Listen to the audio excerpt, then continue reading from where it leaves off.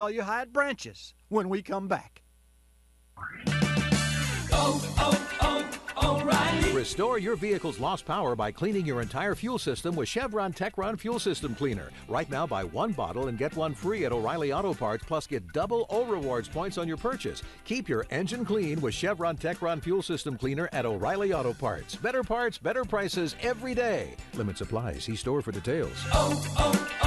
O'Reilly Auto Parts. Car batteries are like juicy fruit and grapefruits because they all have juice. Difference is, once juice is squeezed from fruit, it's gone. However, your battery's juice, or power, drained when you start your car, is replenished as you drive by your alternator, which is propelled by a belt. If this belt's loose, the alternator can't recharge the battery, and it's soon drained. So next time your car's out of juice and needs a jump start, before replacing battery, alternator, or starter, have belts checked first. I'm Bobby Likis. Like us, you'll love us.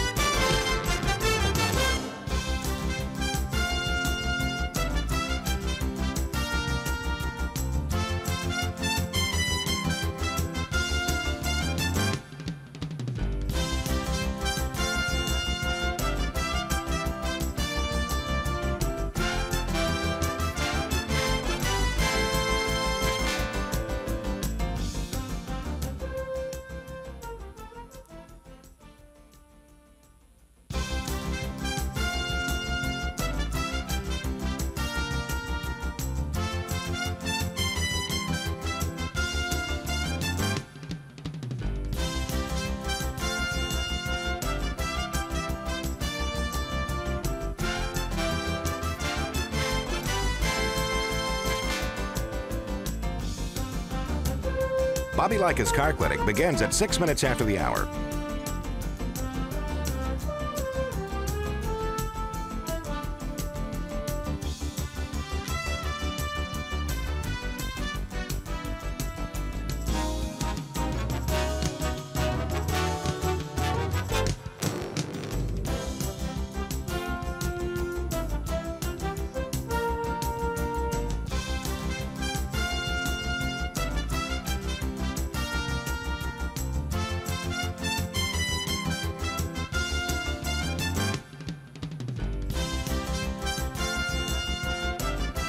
Bobby Likis Car Clinic begins at 6 minutes after the hour.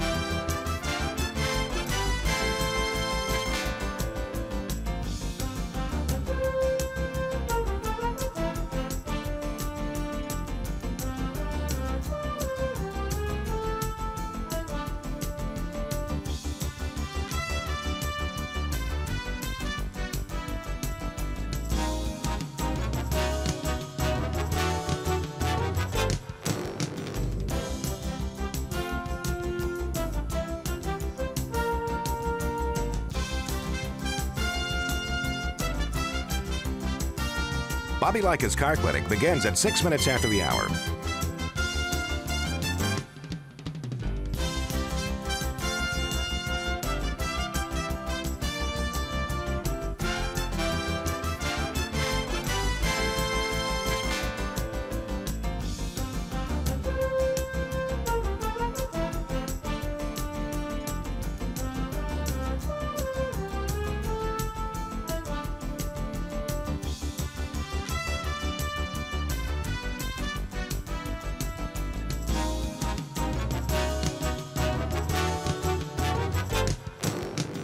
Bobby Likis Car Clinic begins at 6 minutes after the hour.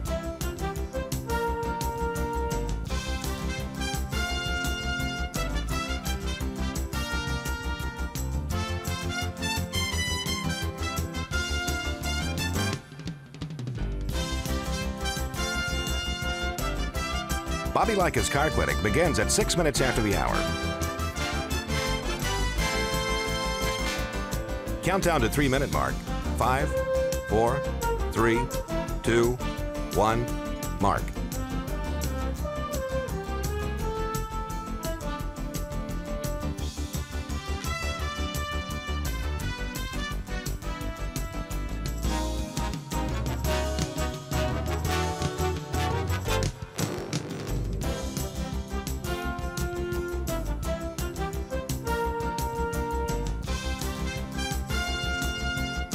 Bobby Likis Car Clinic begins at 6 minutes after the hour.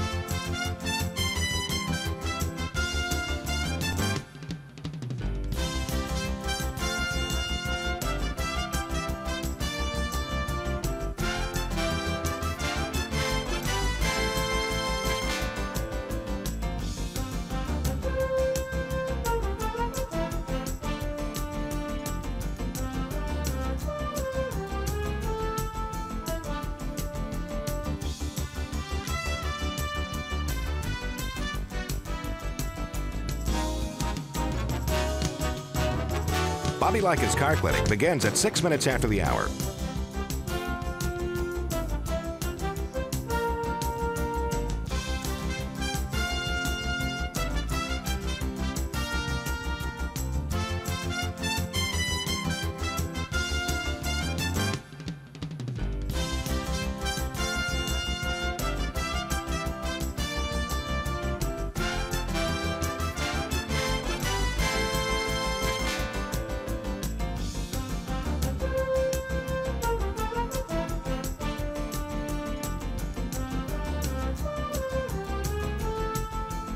Bobby Likis Car Clinic begins at 6 minutes after the hour.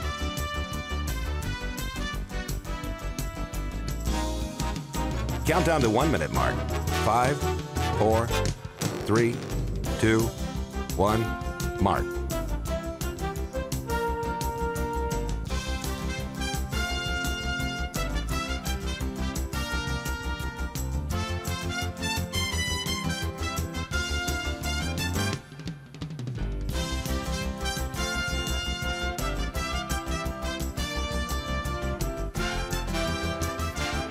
Countdown to 30-second mark. 5, 4, 3, 2, 1, mark.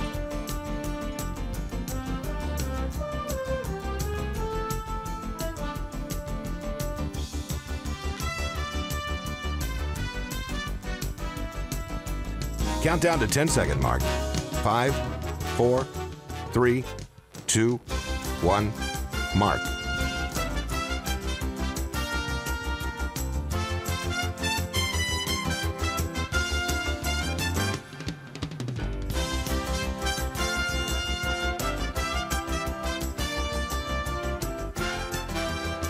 Welcome to Bobby Likis Car Clinic, live via ABC Radio satellite services. If you have a car question for Bobby, call now at 1-800-264-5454, toll free from anywhere in America. And now, here's your host, Bobby Likis. And here we go again. So that comes from, believe it or not, a game that is one of those, fast games that you play. That started out Atari, which is years ago, and now it's become an obsession with a lot of folks. Hard to talk this morning so early. So early? Really? It's really not early, unless you stay up late. Well, let's see, I didn't do that either.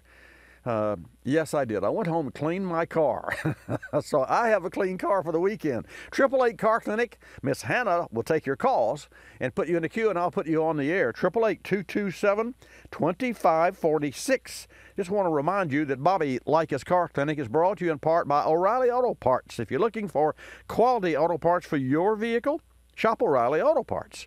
You'll find that you can have convenient locations and thousands of brand name parts in stock, extended store hours, everyday low prices, and well-trained professional parts people. That's a big deal. we think that you'll agree that O'Reilly is the auto parts store you can depend on. O'Reilly Auto Parts, better prices every day.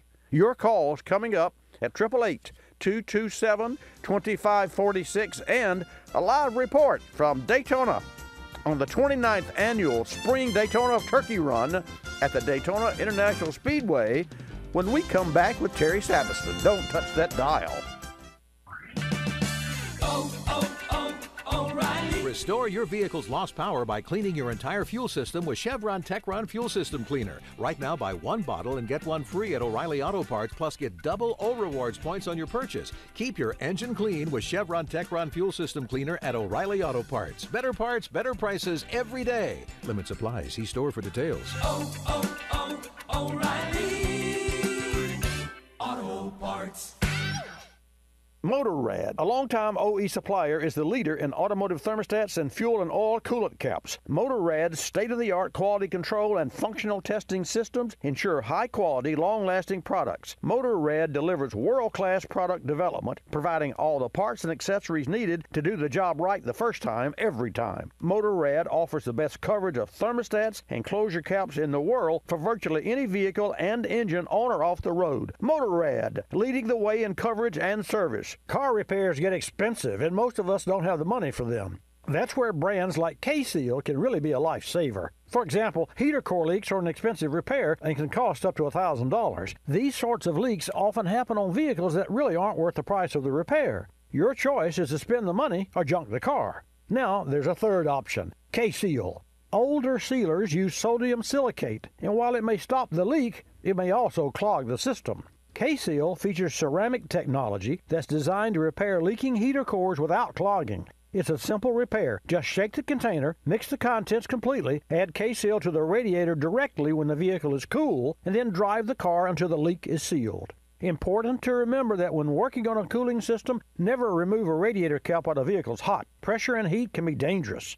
Avoid a coolant leak casualty? Try K-Seal. Find K-Seal at automotive retailers everywhere and get more information at kseal.com. That's kseal.com.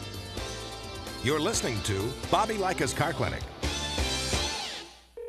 Rosie Outfitters, I'm Tina. How can I help you? I'd like to place an order. Great. Which item? The cotton roll neck sweater, large. Okay. Periwinkle, Loden, or caramel? The caramel, please. The what? I'd like it in caramel. Oh, the caramel? Yeah, that's what I said, Tina. Actually, you said caramel when it's pronounced caramel. Can't we just call it yellow? No. Everyone knows the best part of a Milky Way. They just don't know how to say it. After all, it's our caramel. It's caramel. Ugh, that makes a Milky Way great. You start my morning, you stir in my soul, you warm my heart, make me feel whole. Your aroma calls me, starts my morning, happy morning. Your name is Folgers Mountain Grow, now you're here.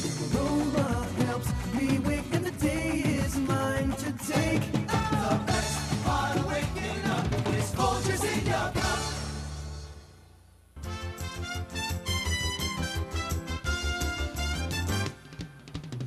And now back to Bobby Likis Car Clinic and your host, Bobby Likis. Okay, let's get started this morning. I see that we have Alice from Louisiana and also James from Missouri that are in the queue, and also our roving reporter, Terry Sabiston from Daytona Beach, the International Speedway. That is a predetermined, preset time. So here's the drill for everyone who's tuned in right now. And for James, you and Alice, you stay there. I will be coming to you as soon as possible. But first, let's go to Daytona Beach and welcome Terry Sabiston, Motorsports Director for WNDB 1150 AM News Talk Radio there in the Daytona area. I started to say Daytona, but there's a lot of area that station covers, along with the simulcast on the 103.5 FM station. Terry, welcome back to Bobby Likis Car Clinic. What's going on from the Daytona International Speedway?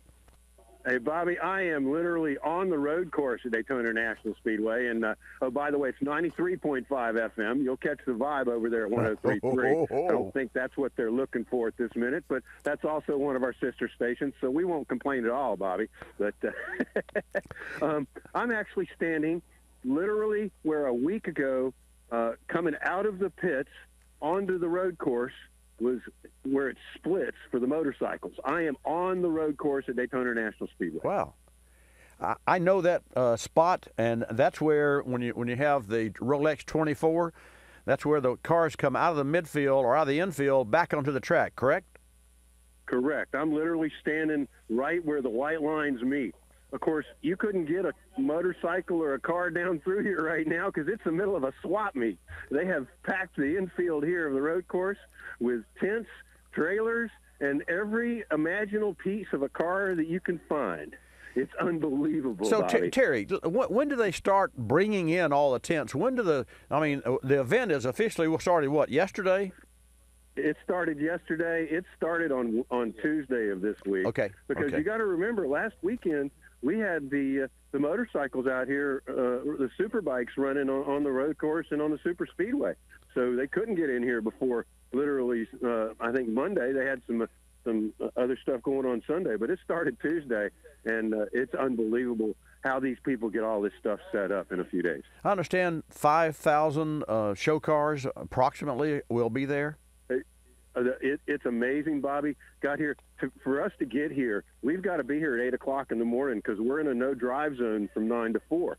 So I bring the NDB van in at 7:30, 8 o'clock, and we get to see the cars rolling in. And it's unbelievable. They've got this new paved area on the outside of the road course completely full of every kind of car you can imagine. I saw a Cobra.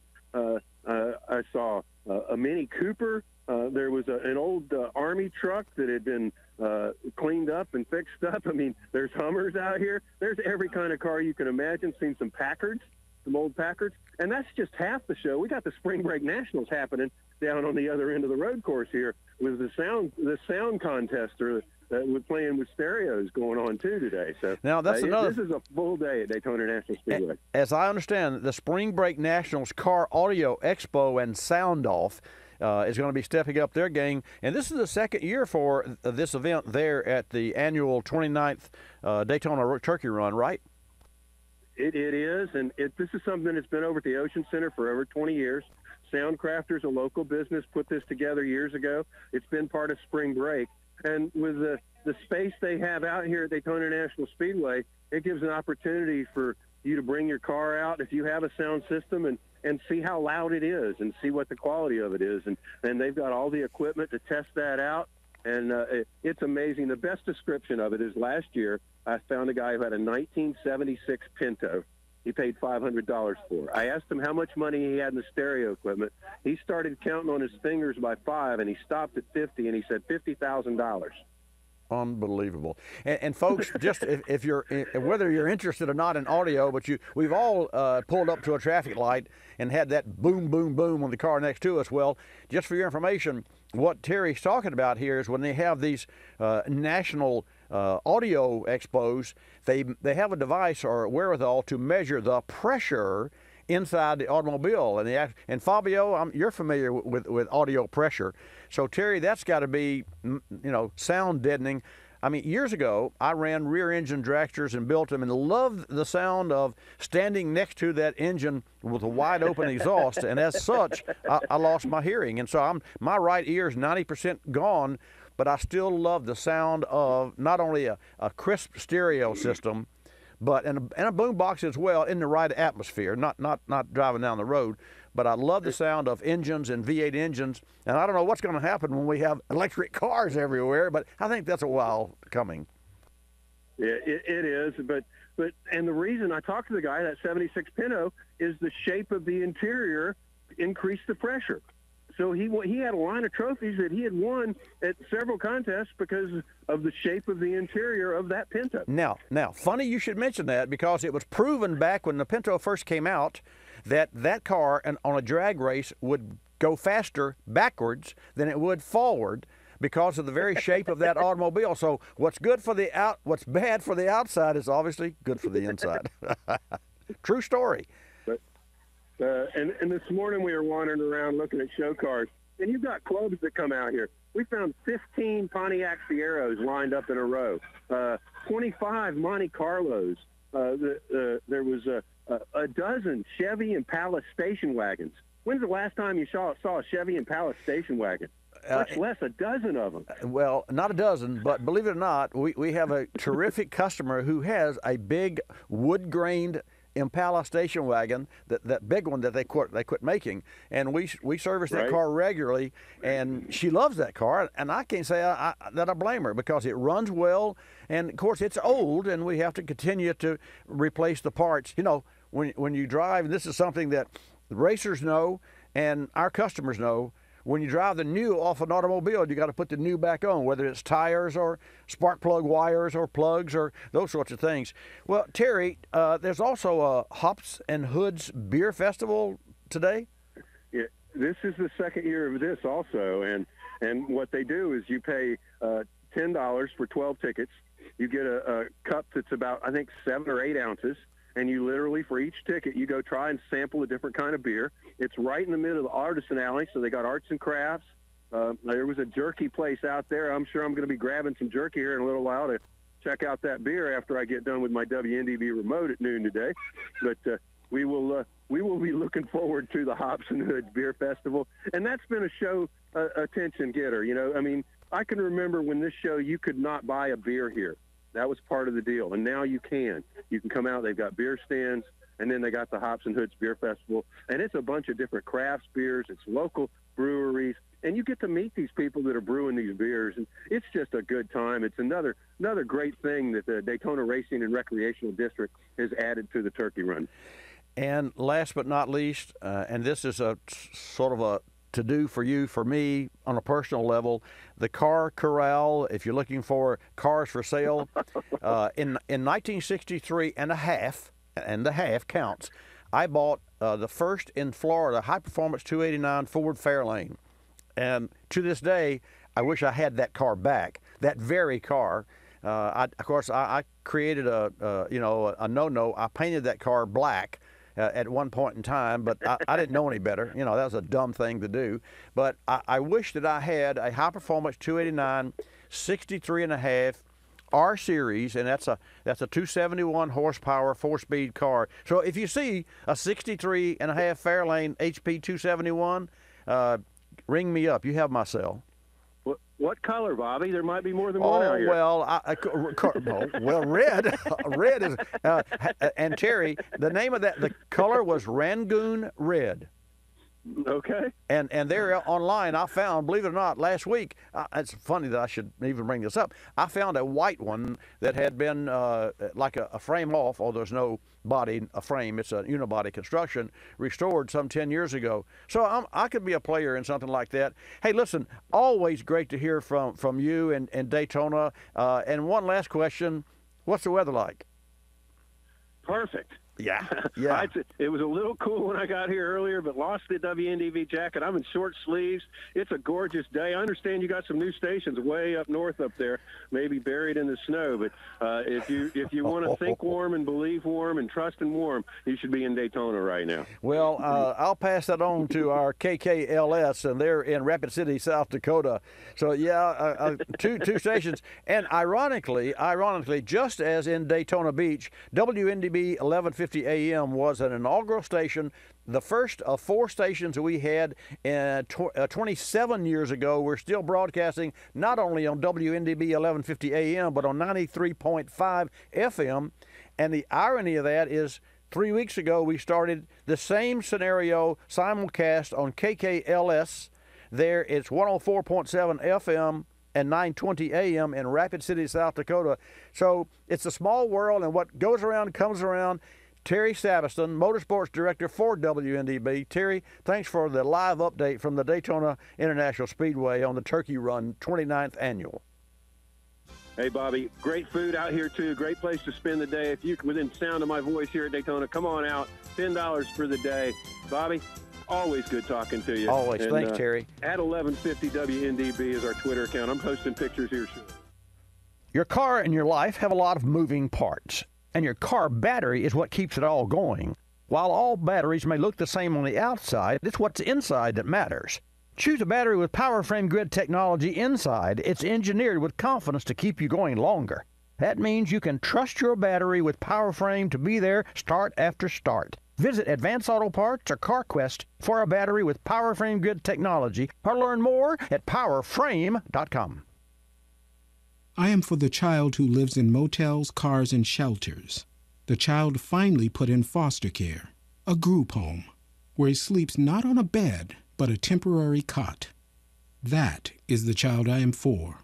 And because I am, he'll be that much more likely to find a safe, permanent home. I am a court-appointed special advocate volunteer. I am you. Lift up a child's voice, a child's life. Get involved at casaforchildren.org. This car repair spotlight is brought to you by O'Reilly Auto Parts. Folks, if you drive a 2004 through 08 Ford Explorer, Expedition, F-Series, Mustang, or Lincoln Navigator, and are ready for new spark plugs, here's a tip that could save you thousands of dollars. On the V8 3-valve engines, the spark plug's extended tip can break off during replacement and cause serious engine damage. Here's what we do. We perform a fuel injection carbon removal service, which softens the hardened deposits. Then let the vehicle sit overnight. Next day, we carefully remove all plugs and install new ones, along with new ignition coils. We've learned that to do this job right and ensure our customers' engines aren't damaged, we must take time up front or risk engine teardown later on. Our local O'Reilly Auto Parts store supplies all parts and injector cleaners too. Whether you have your spark plugs replaced by a technician or decide to do it yourself, make sure you take the time to do it right. This car repair spotlight is brought to you by O'Reilly Auto Parts. Better parts, better prices every day. You're listening to Bobby Likis Car Clinic. The airlines like to have sales. Summer getaway sales, holiday sales, winter sales. Truth is, at any moment, some airline somewhere is on sale with low fares to great destinations. Travelocity knows exactly what's going on, who's on sale, to where, and when, at over 700 airlines worldwide. We even have this nifty feature that lets you look at a calendar so that you can see exactly the days the great fares are available. Travelocity.com. Go virtually anywhere. AOL keyword, travel. Hung. Guess my temperature. It's 2 a.m. Go to sleep. Come on, one guess. I'm 98. Higher. Higher, 99. You're getting warmer. Wait, I'm getting warmer. Cold symptoms keeping you from getting a good night's sleep? Get NyQuil, the nighttime sniffling, sneezing, coughing, aching, stuffy head, fever so you can sleep better to feel better medicine. Use as directed. One more guess. 100? Yes. Tell her what she's won, Bob.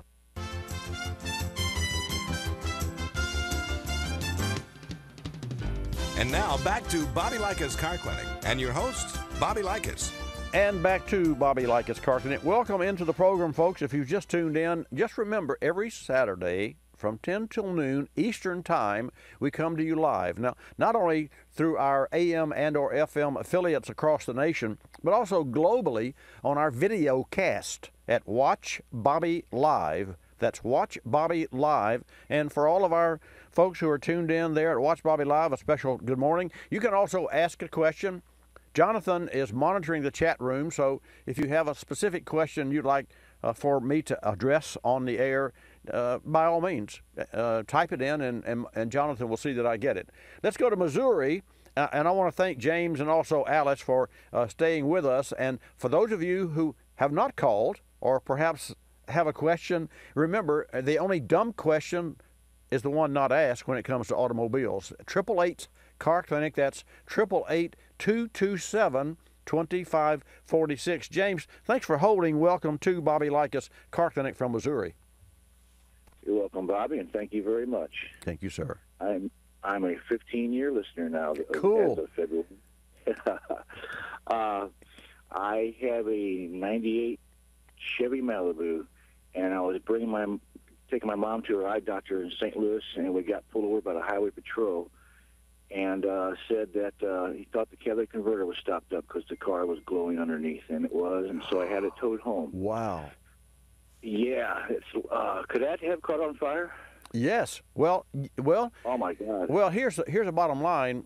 Early on, I say early on, when the cats were first installed, before OEMs, before the car makers install shields, and a shield is nothing more than, or nothing less than an aluminum, corrugated aluminum or textured aluminum panel that is strapped above and or below, mostly above, a catalytic converter that shields the floor pan, the car, from the catalytic converter, because a catalytic converter is a cooker. Whatever fuel is not burned by the engine is left over, the catalytic converter will burn that. And of course, you can have, and to that end, I've never shared this on air before, but you know, if you've listened 15 years, you know that I owned a Viper. Yes, okay. I remember that. Okay, I owned it until 6 months ago. It was an 01 model, only had 31,000 miles on it. I was leaving for vacation, and we were changing the oil. It was an annual oil change. We had the hood open and letting the engine idle, because every year I would perform a dialysis on the engine, and literally, and clean the old oil, which wasn't dirty, but I did it just because I wanted to keep the car forever, and also to experiment with to see how long I could make it last and how well it would last, especially being a high performance engine like that. So I would perform a dialysis on the engine, which means we let the engine idle with a machine hooked to it and ran the old oil through a 5-micron filter. Now you can't drive a car with a 5-micron filter because you lose oil pressure, but you can let it idle. Anyway, long story short, we let it idle and did all that. And then when my technician dropped it on the ground or lowered it to the surface, he also was doing something under the dash for me, and he had the hood open still. Well, with the hood open, the wind from and the air pressure that blows across the radiator and the engine, it normally blows out the gills on the side of the Viper. You know, that's by the front fenders. Yeah. The hood was open. The left cat caught on fire. In my shop, the left cat caught on fire, and I was meeting with my manager, and I was just going on vacation, and my tech ran upstairs to my office, says, "Bobby, you need to come downstairs." I said, "Well, you know, I will in just a minute." "No, you need to now." And he never did tell me what was wrong until I opened the door and saw smoke, and they had sprayed the car with a fire extinguisher. Yeah. Which you didn't put it out because it wasn't a chemical fire; it was a heat fire. So I ran out and got the hose, and of course put it out with a hose. And the only thing that it did was scorch the paint on the left panel, but that was common for a Viper, and it's also was common for a Viper to burn to the ground because of the cats. Oh no! Because they put the cat in the door sill. And when you could fry an egg, I mean that's a common known fact. You can fry an egg on the door sill of a Viper. So anyway, wow. There you have it.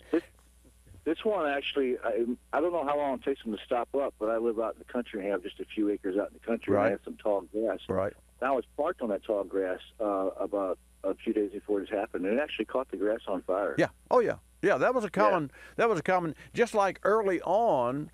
The ABS brakes, the anti-lock brakes, would pulsate, and so when people pushed the brakes and they felt that boop, boop, boop, boop, the first thing they did was let off the brake, and you're never supposed to do that. So it was a learning process. So it's good to reminisce with you, because these are things that if we look back. Well, I guess we're not looking too far back, because your 98 Malibu could well have caught on fire. So the bottom line, what are you going to do? What actions are you going to take to get it fixed? Well, Bobby, listening to you long enough, I know the best thing to do is get it fixed right and get some new catalytic converters on there at a muffler shop or something. Yeah. But the problem I have right now is I'm on a budget. And I won't have the money to do that until next week, and I got to take my mom back to the eye doctor because we never made it. She got to get a shot in her eye every month. I understand. So what I want to do is I have some, an old mechanic. I never throw away anything. I have some old exhaust pipes around here. I wanted to cut off the catalytic converters. It has two of them. It has a big one in the front and a little one right behind it. And just put a piece of straight pipe on there for now. And I was wondering, I know there's the O2 sensor down there. Right. I was just wondering what that would do, if it would be okay. Well, not for my nickel. Even on a temporary basis. Here's the challenge I have with that, James. Okay. If you do that temporarily, it will end up being permanently. Do you know me? No, but I know human nature, you know, and so here's what I suggest. I understand where you're going, but in the big scheme of things, that catalytic converter and the post-cat sensor are all part of what makes that engine run correctly. And the concern that I have is the cat didn't go bad and go glow red. Something upstream dumped out raw fuel, and the cat says, hey, I'm burning a lot of fuel here. Next thing you know, you got a bonfire internally. So my challenge is, and my concern for you is not what's broken, what caused it to break, what caused it to glow red. You could be, I mean, you know, I need to move on from another call, but I want to share this with you. And a quick question, I don't know if you check gas mileage, but how is your mileage on the car? Has it fall? Horrible. Yeah. See, that car's dumping raw fuel in the converter. I had a problem, like I said, I live out in the country. Right. And a rat or a mouse has occasionally built a very nice house in the airbox for the air filter. Yes, sir. And I noticed it was running kind of really bad, and so I started checking things out, and I found that, and I cleaned it out. My concern there is maybe there's a little bit more in the tube that goes to the airbox because it's hard to get to. Do you think that could be making it put more fuel well, in there? any number of things could. Here's the bottom line. Do the easy part first. And the easy part is to clean out the intake and take those pipes out. You can get to those things. They're plastic, and that snorkel will be behind the grill in a place where it will pick up air and not pick up water in case of a flooding, so to speak. I mean, a lot of cars will pick up water. Ford, for a lot of times, they're pickup trucks. But anyway, do that. But I don't recommend taking the pipe off. I recommend going to an aftermarket muffler shop and have them replace it after you go to a regular shop, and at least have them scan the codes in the car. It's a 98, so it has an OBD2 computer. Scan the codes and check the fuel trim and find out what's going on before you take any action other than cleaning out the intake. You got it? Yes, real quickly. I know you got other calls. I am probably going to put this pipe on there, and I have another car just like I bought for parts. So I have. Okay. Anyway, all right. I will get this fixed, but it's really urgent that I get my mom to I understand. the eye doctor. You do what you have to do. It's your car. Will it be okay for just a little while? And well, I don't know that it would be. I mean, I don't know, because while the cat's not going to glow, there's a muffler back there. So whatever's coming out, whatever's causing the cat to glow red, it could be a restriction. It doesn't have to be a cat. You could have a restriction, because cars can do that. Yeah, it could be muffler. See, your mindset is to take that cat off. Yes. But I'm not sure that that's what the officer saw, because I don't know how he could see a cat from behind. Well, he saw the concrete glowing, and yeah, I see. And I got underneath the car and did see the cat glowing. Okay, it was glowing, all right. Deep red. So I'll do this, and I'll call you back next week. Okay. And we'll discuss it further. Since you I appreciate. All right, I appreciate that.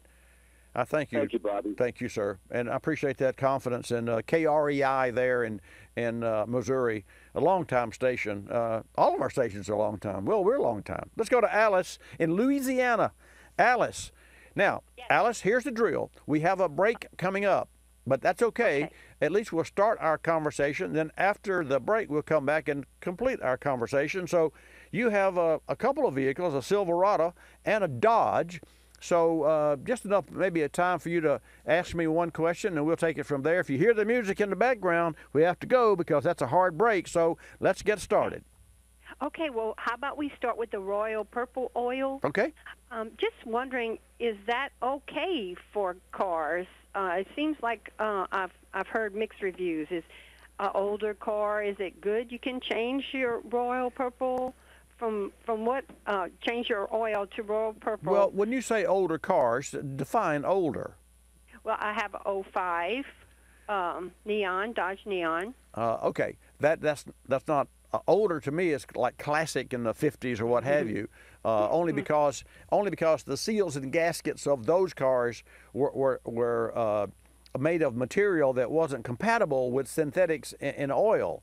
That's not the case today. And also, Alice, quite candidly, you'd be hard-pressed to find a classic that still had its original seals, because they're all either dried out and cracked or softened and bad. But your 05 is perfectly compatible with synthetic oil, whether it's Royal Purple or whether it's Mobil 1 or castor oil, you name it, or Pennzoil. Regardless of whether or not it's synthetic, your 05 GM car is compatible. Now, there's the break I talked about. So, Alice, you stay right there. And, folks, you don't go anywhere. This is going to be a lot of fun. And call me at 888 Car Clinic. Your car and your life have a lot of moving parts. And your car's battery is what keeps it all going. Here's something to keep in mind. While all batteries may look the same on the outside, it's what's inside that matters. So be sure to choose a battery with power frame technology inside. It's stronger, more durable, and keeps you going longer. That means you can count on a battery with power frame to be there start after start. Here's another reason to feel good about choosing a battery with power frame inside. It's manufactured using the latest sustainable processes.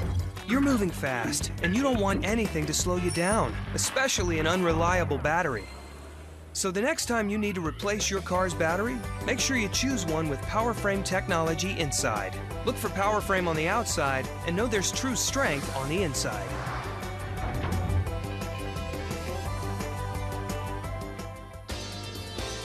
You're listening to Bobby Likis Car Clinic. Waking up can be a chore, but mornings knocking on my front door. Know just what I'll do. Put on a pot of Folgers brew. Mountain grown aroma hits the spot. Helps me give all that I've got. An opportunity to start out smiling and happy. The best part of waking up is Folgers in your cup. I'm privileged to be involved with Capstone Adaptive Learning, formerly known as United Cerebral Palsy, for over 25 years. Since 1953, Capstone has provided quality care programs for persons with developmental disabilities like autism, cerebral palsy, Down syndrome, and intellectual disabilities. Dr. Sherry White with her team are dedicated to Capstone's clients, and 100% of your contributions stay local to serve those in this community. Go to capstoneadaptivelearning.org to see the difference Capstone makes. Technology moves at the speed of innovation, and today, that's lightning fast. So when you get your hands on the latest tech, don't forget to do the right thing with your old devices. Recycle them. The Consumer Technology Association and its members are making recycling your old tech device as easy as purchasing new ones. Just go to greenergadgets.org, type in your zip code, and you'll instantly find the responsible recycling location closest to your home. You'll also find lots of tips to simplify your recycling, like asking the store where you buy your new TV if they'll haul away your old one. Television sets, video game consoles, smartphones, tablets, they're all recyclable. Don't let them clog up your local landfill. Just visit greenergadgets.org. You're sharp enough to get the latest tech tools into your home. Now be responsible enough to get your old devices to the recycler. That's greenergadgets.org.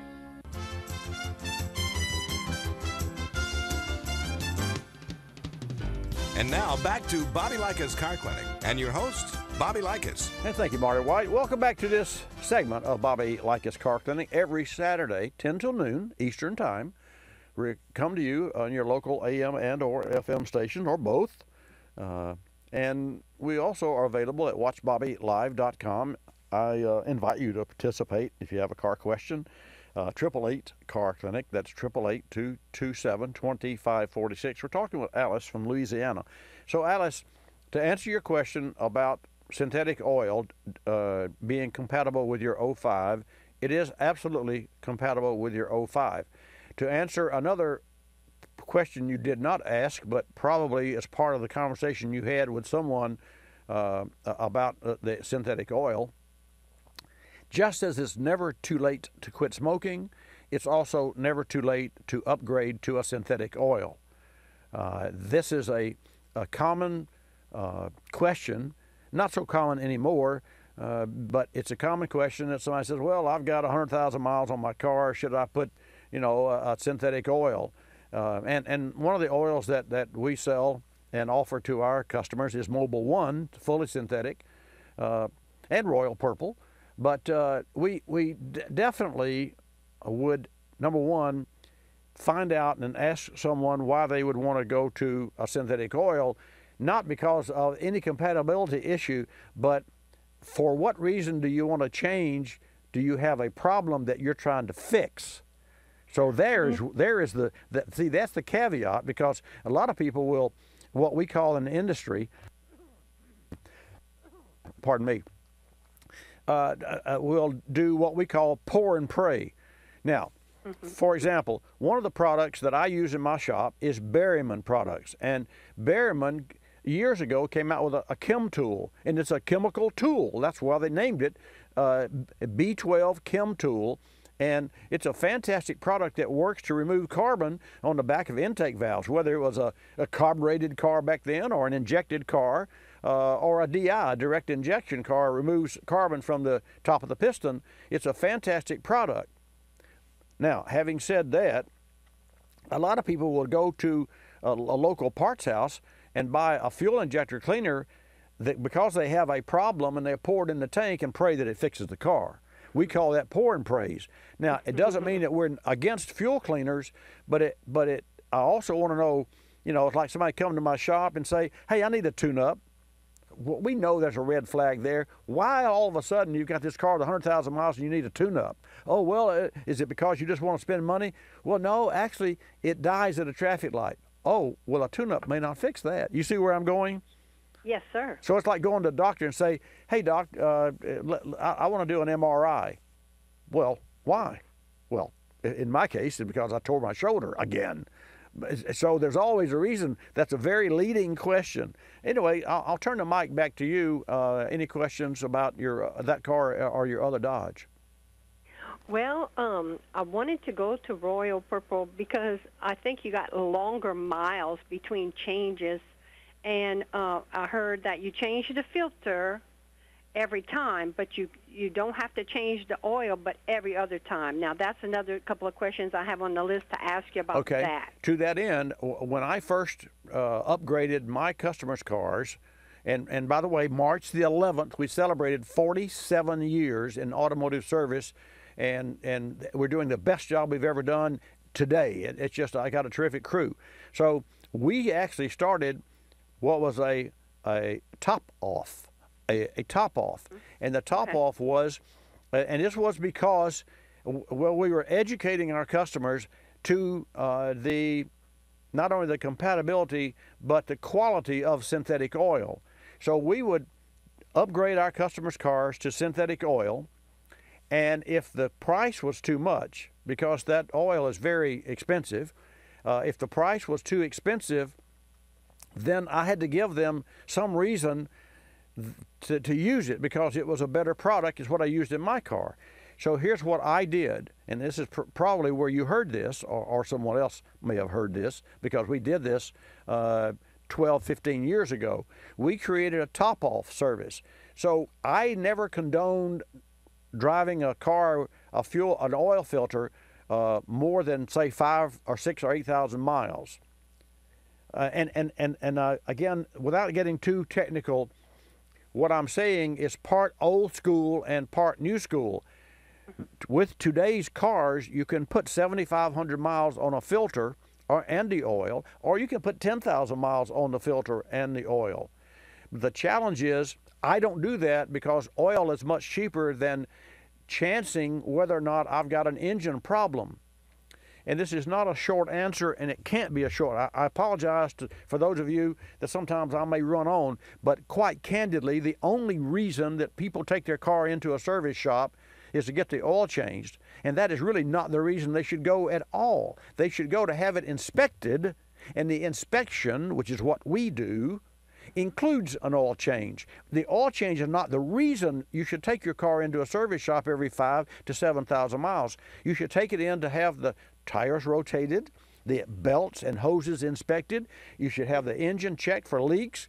the brakes check for the how much friction pad is left on the brakes. So we offer an inspection that, oh, by the way, happens to include an oil and filter change. It's a whole different philosophy. It's not different for me, but it's a whole different philosophy for the automotive repair world. And quite candidly, my automotive association repair world has done a terrible job convincing people that they can get in 5 minutes and out in 10 minutes and get an oil change, and they're doing their car service. And I say to anyone that has that mindset, all you're doing is putting your head in the sand, and all that a fast in, fast out lube is doing is giving you fresh oil, because nothing else can be done in 10 minutes. I can't do it on my car. My team can't do it. It takes us 45 minutes to properly inspect the vehicle, and by the way, change the oil and filter. So I said all that to say that what we did, backing up, what we did for those people that didn't want to or didn't see the value in synthetic oil because of the expense of the oil, I gave them the option of a top off. What you're speaking of is my top off, where you put you change the oil and filter and put synthetic oil, and then in 5,000 miles you came back to my facility and we changed the filter and topped off the crankcase. Okay. You see where I'm going? Now, Yes, here's the challenge with that. We do very few of those today, but we still provide that service. But we do very few because we had 2 or 3 people. I know I shouldn't change policy just because of 2 or 3 people. We had 2 or 3 people that never came back for a top off. And they would come back in 10 or 12,000 miles. Well, you said 10,000 miles, so if I said 10, 12's got to be okay, right? Well, if 12's okay, then 11's okay. And if 11's okay, 15,000 miles okay, because Porsche says change the oil and filter at 15,000 miles. I say every time, and here's the facts, every time you change oil in an automobile, you leave a half to 1 quart in the engine of old stuff. And that old oil that's polluted and diluted and has toxins in it will damage the fresh fill of oil. When that happens, the life of the fresh fill of oil is shortened. So you may get by with a brand new engine or brand new car going the 15,000 miles like Porsche says, but the second batch of oil is not virgin. It's not in a brand new engine with no dirt. It's not in a brand new engine with no dirty oil. It's in an engine that has contaminated, unless it's flushed, but you don't do that, although I did mine. I did a dialysis, so that's why I did that. So you put in the first oil change at 15,000. Well, that's okay, but by the time you get to the 3rd or 4th oil change at 60,000, the brand new oil you put in, you drive around the block, it's as well as has 5,000 miles on it, because it's dirty, because the stuff that's left in the engine has accumulated and accumulated. And the engine that stuff doesn't go away, it just dumps itself into the fresh batch. That's too much information, but do you understand what I'm saying? Oh, yes, I'm following you completely. Yeah, it makes so much sense. I've never had anyone that would come back and say, "Oh, you don't know what you're talking about," because I do know. And to that end, we were and are connected with JOAP, Joint Oil Analysis Program, which is a military program that analyzes and tests all of the oils, lubricants, and coolants for everything that flies, floats, or rolls in the military. And I had the privilege of hosting, and I was able to interview 26 tribologists and scientists and specialists from around the globe, because right here in our own hometown, because Naval Air Station here in Pensacola, that's where the JOAP's headquarters were. And so the bottom line was I had an opportunity to learn and absorb all that great information from these people that were a whole lot smarter than I and more educated with regard to oils and olefins and all the technical jargon. And so I learned that, and I passed that on to my to my listeners, and whenever I hear somebody say, oh, that's synthetic oil, don't put that in your engine, it'll make it use oil. If your engine does not use oil, changing to a different brand will not make it use oil. It will not cause the oil rings. What makes engines use oil is carbon, as a rule. Now, I'm not talking about a damaged engine. I'm talking about an engine with a lot of miles. Carbon buildup on the rings, the oil rings that control the oil and pull the oil back off a cylinder. That's what makes engines use oil. Okay, you had another question about a Dodge. Let's move on. Oh, okay. Well, thank you. That was really good, Bobby. Thank you. I don't mean to overemphasize, but anytime somebody comes to tell you, oh, this is going to ruin your engine, or this is good stuff, then call me, because I've been there, done that. I do believe you have. Okay. Okay. Now the neon. What I need on that is motor mounts, and what I'm wanting to know, if I change one, should I change them all? Is that one that I change? It's the one on the left side, driver's side. I would, if this car is 15 years old, I would change all of the mounts. That way you get the biggest bang for the buck. And to that end, just recently, we had a gentleman come in with 170,000 miles on his car. I drove the car around the building because he had pulled it into the building, so I drove it around and put it to the front door where it should be. And he's a first-time customer. And I got out of the car and I said, this car has to have motor mounts. I said, I'm not trying to sell you any mounts. You don't need to buy them from me. I just want you to know, because he came in for an oil change. And I said, but this car needs engine mounts. And the reason I knew is because it had this, which it had this grit, this gritty feel, like, wow, there's like standing on one of those vibrators at the fair. And and so to that end, unless you have one motor mount that's broken, causing the engine to be not controllable, and I had one of those recently, you should replace motor mounts, all of motor mounts, so that you get the most isolation possible. Because motor mounts do two things. They locate the engine in the chassis, and they separate the engine from the chassis by rubber, so that the driver doesn't feel that, and that's what's going on. A lot of stuff going on under the hood that you're not supposed to feel. So anyway, any other questions? Okay, let me see. Okay. You got your pad there. You're great. Yes. You're terrific. Okay, my transmission on the 06 Silverado. Okay. The transmission rear seal started leaking. Okay. And I changed that.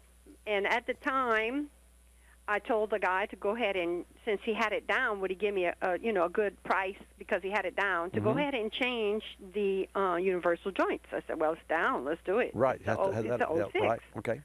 So he said, okay, give me a price and everything. Now, I ran over this big tire in the road. It was curled up, the treads. Yes, ma'am. I felt like I was on a Bronco. Yeah. I mean, boom. And I think I damaged it again. It's leaking again. So I went to my transmission guy because I was in the area and I forgot about him. And he told me I should change the bushing. The other guy should have changed the bushing too. And I'm just wanting to get your take on that. It's protocol. Well, it depends.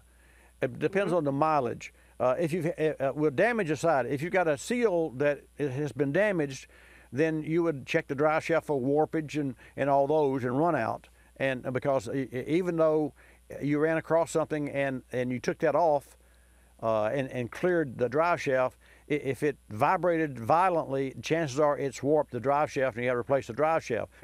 That's a different scenario. Let's go back to replacing a seal. A seal needs to be replaced when that seal sweats or leaks because the seal gets old and hard and worn. Before you take the drive shaft out, being the technician, you grab the yoke and you move the yoke up and down to see how much clearance there is in the bushing. If the car has 50, 75,000 or 100,000 miles or 50,000 miles and it's just old, you can replace the seal only, but you need to look at the yoke where it goes into the bushing, and you need to move the drive shaft up and down before you pull it out to determine if the bushing needs to be replaced. To be sure, I agree with the second technician, new bushing, new seal, good as new. So that's my take. But it would be up to the independent technician to determine what his policy would be. If it were mine, I would replace it unless it showed no abnormal wear in the bushing and it was just a old hard seal, because a bushing will last a lot longer than a seal, and that's not for all cars. There's no one size fits all, but there is one clock that fits all, and we're out of the clock. Alice from Louisiana, folks, another hour coming up. I'm Bobby Likis. Likis, you'll love us. This is Bobby Likis Car Clinic. Bobby Likis Car Clinic is a copyrighted presentation of Car Clinic Productions Incorporated and may not be reproduced or rebroadcast without the express written approval of Car Clinic Productions Incorporated.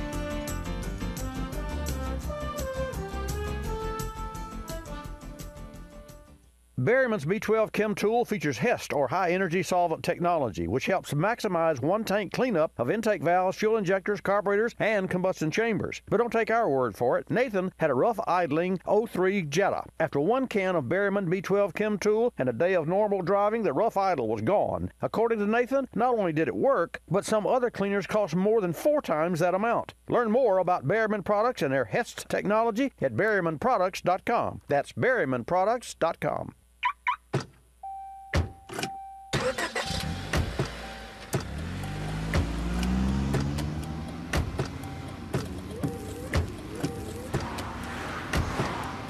Driving has a rhythm all its own.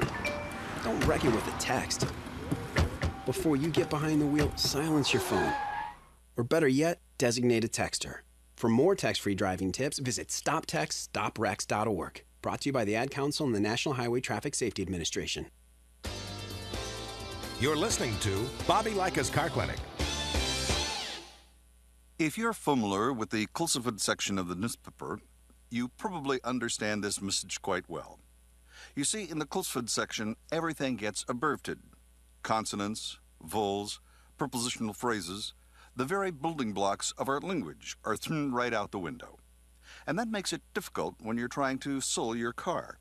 You've got a limited amount of space to work with, and by the time you abbreviate the description of your car down to a couple of fragmented sentences, it sounds less like a car and more like a Bluck sedan with sniffed like new condition lemals. No wonder more people are selling their cars through eBay Motors. They can post unlimited text and photo descriptions, and with a nationwide marketplace, they're likely to sell it for more. Plus, both parties can be covered by eBay's Vehicle Protection Program. Buyers are happy, sellers are happy, and no one's abbreviating. eBay Motors, a better way to sell your car.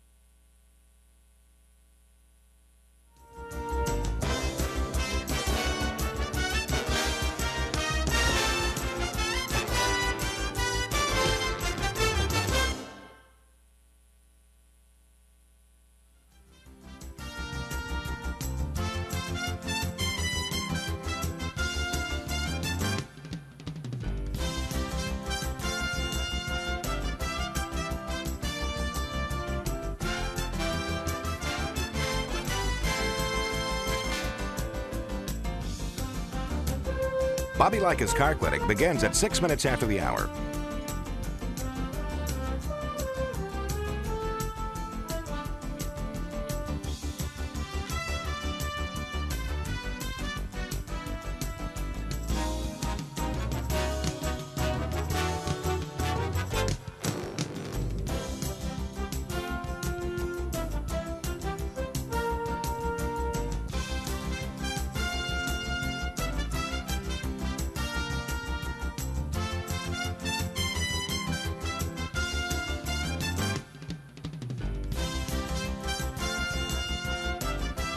Bobby Likis Car Clinic begins at 6 minutes after the hour.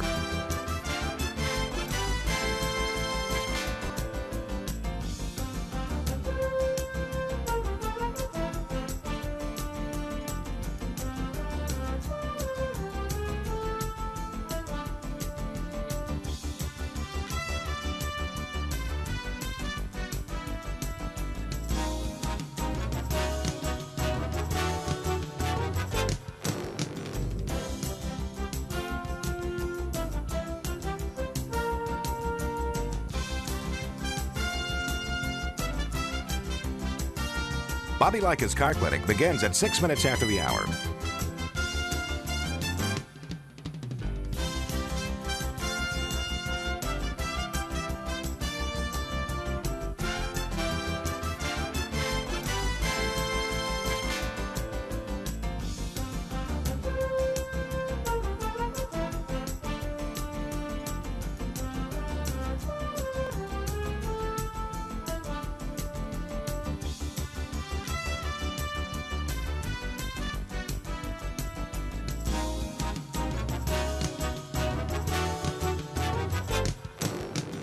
Bobby Likis Car Clinic begins at 6 minutes after the hour.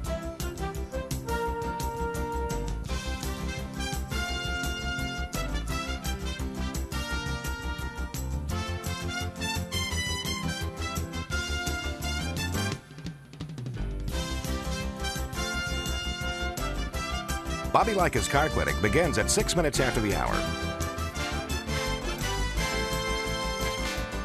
Countdown to 3-minute mark. 5, 4, 3, 2, 1, mark.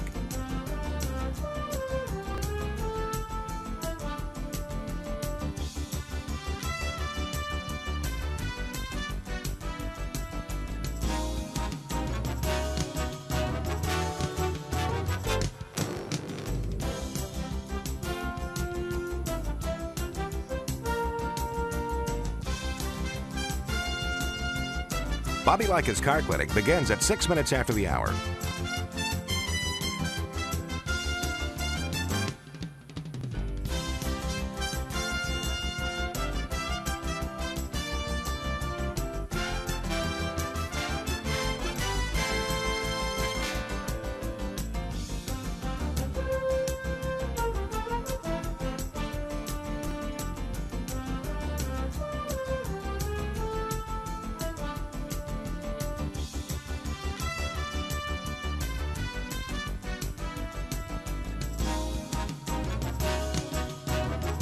Bobby Likis Car Clinic begins at 6 minutes after the hour.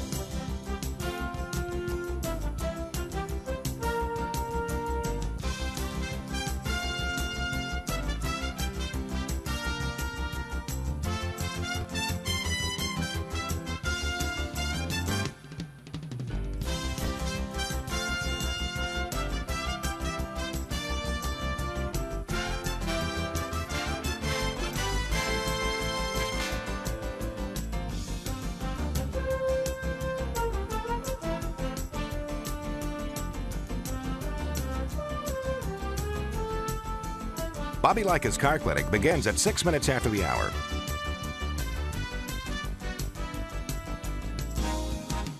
Countdown to 1-minute mark. 5, 4, 3, 2, 1, mark.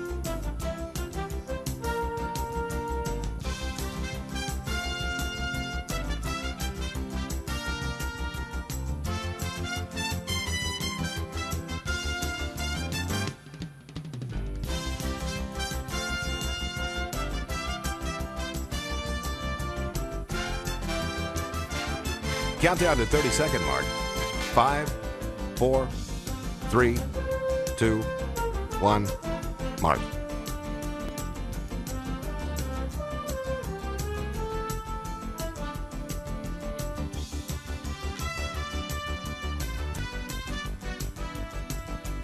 Countdown to 10-second mark. 5, 4, 3, 2, 1, mark.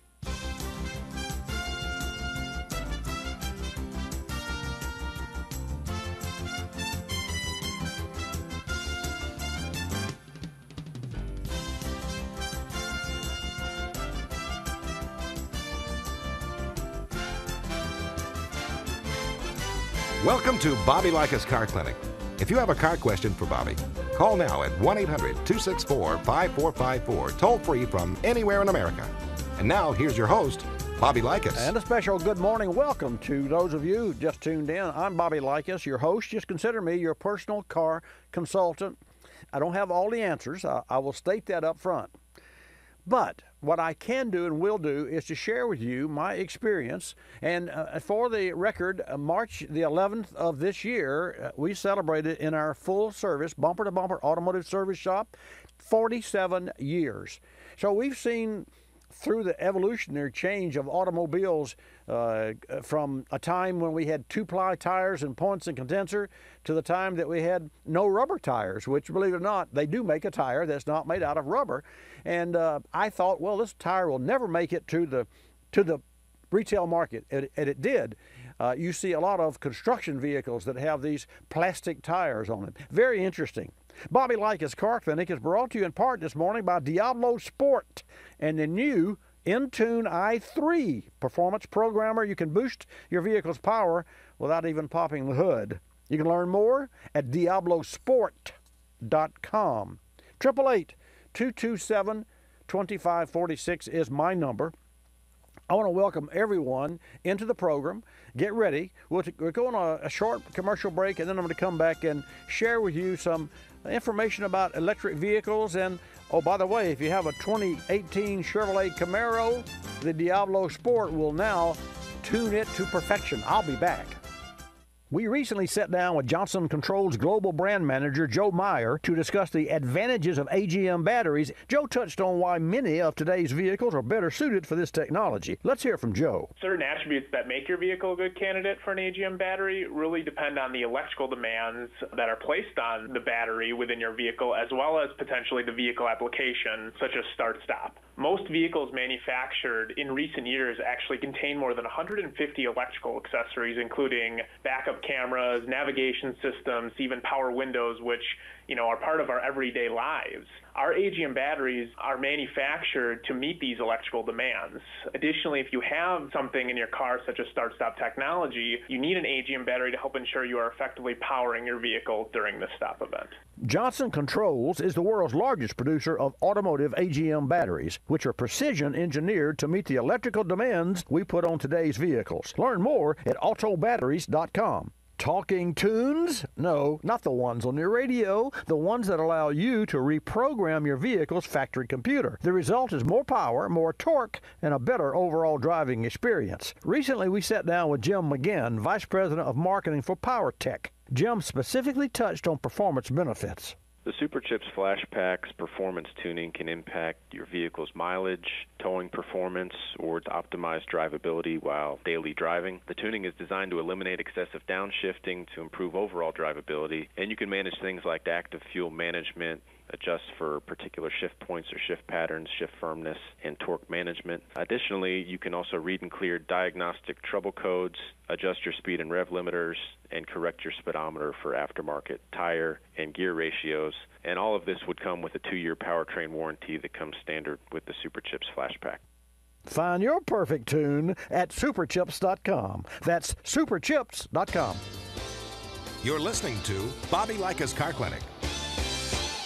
Another lending success story from LendingTree.com. Car dealers like playing games. They play percentage points, they play markups, but I don't like playing with my money. So I got my auto loan through LendingTree.com. I filled out one simple form, a marketplace of banks and lenders competed over it, and I got 4 offers back within hours. After all, the car buying game is a lot easier to win when you're holding all the cards. LendingTree.com. When banks compete, you win. For additional information and state license disclosures, please visit our website located at LendingTree.com.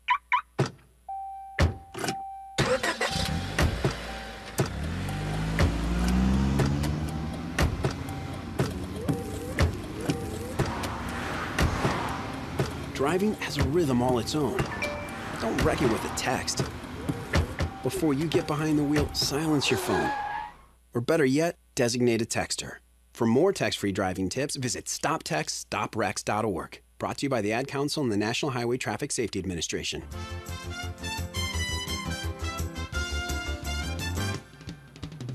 And now back to Bobby Likis Car Clinic and your host, Bobby Likis. And welcome to this hour of Bobby Likis Car Clinic.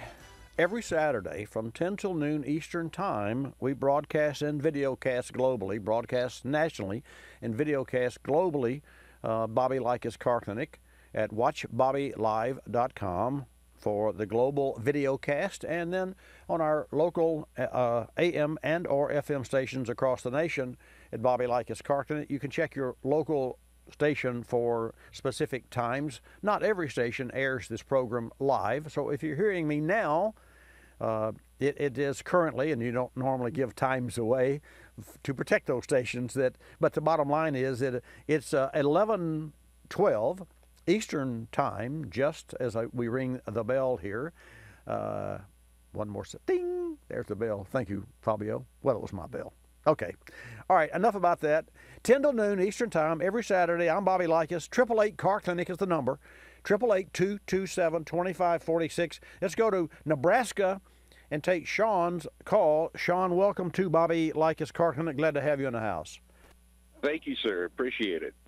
I have an 04 C230 compressor. Okay. And yesterday I drove to the store, shut it off, went in, got what I needed, went out, went to fire it up, wouldn't start. Okay. Lights worked, battery, everything worked good. Got tearing into it a little bit this morning and found out I had a fuse that was blown. Replaced the fuse and it blew instantly. What circuit does that fuse feed? I think the starter, but I'm not 100% sure. You're not. That is not correct. That circuit. Okay. Here, there are several fuse boxes on the compressor. Is this the one under the hood on the driver's side or inside the passenger's compartment? It's the one under the hood. Okay. And it is the now, 1, 2, 3, 4th fuse down. And a question. There's a row of fuses on that car that are 30 amp big boys, and they are indeed big boys, and they're probably the ones that I'm speaking of, Sean, are mounted just outside the main fuse box under a smaller plastic cover, and they have larger wires going to them, but it would be within an inch of the big fuse box. And so you may be talking about one of those, but those are 30 amp fuses, and some of them are 50 amp fuses. Are you speaking of one of those fuses? What amp fuse is blowing? It's a 15 amp It's a little 15 amp fuse. Okay, that has little to do or nothing to do with the starter, because a starter, number one, doesn't use a fuse. A starter could use a fusible link. And the starter doesn't start the car until the starter solenoid is energized. The solenoid gets its power from the ignition switch in the crank position. Now, having said all that, when you replace this fuse, will it blow with the ignition switch off, or you have to turn the key on to make it blow? When I put the fuse in, it was good. When I went to turn it on, it didn't start. It came back and it was bad. Okay. Yeah. And it didn't pop when I put it in. So I'm guessing when I turn it on. I'm guessing so. So here's what. We still need to know what circuit that fuse is on, because electrical circuits are like road maps. And if I told you to meet me at Garden and X Street, and X is we don't know where that X is. There's a garden in Pace here in Pensacola, but there's no garden in X. But if I told you to meet me at Garden and you dream up the other street, we would not meet, because you wouldn't know where the other street was. You wouldn't know where that intersection was, and you'd have to traverse the whole length of Garden Street. So I said all that to say, when it comes to electrical wiring diagrams in vehicles, you better know the X and the O.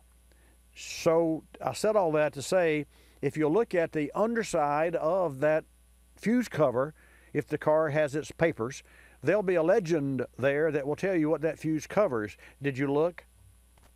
It doesn't. I did look.